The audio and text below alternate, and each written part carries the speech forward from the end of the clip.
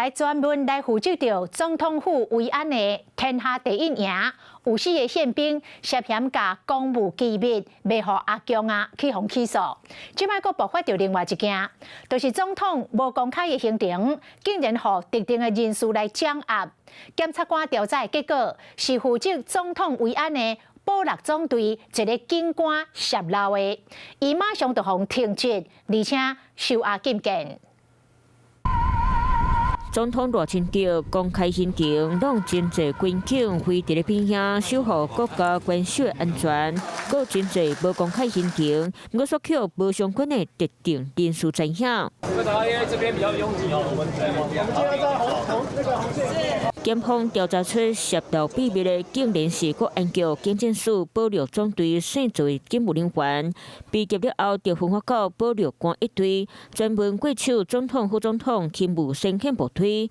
今年5月控过照调国安局特勤中心，竟然涉盗总统行踪，方约谈了后，方改编，检方先押禁见温存。朝远遭羁押，本总队立即依《警察人员人事条例》第29条第1项第6款规定，予以该员停职处分。最后办理的总统勤务，统一由国安局特勤中心做特殊任务的编组，包括事前的会勘和编制，还有现场执行。来回保镖是国军宪兵队和警察的保六官一队负责。中卫警戒是交予地方官兵和警察分局。如今行踪防泄露出去，并不是小可代志。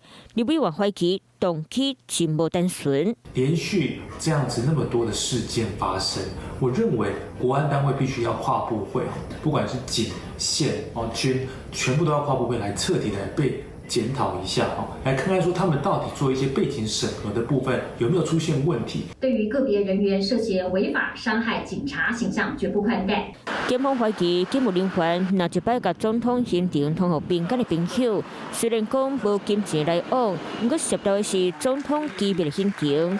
检方会继续调查厘清，伊敢有伫替对方做代志。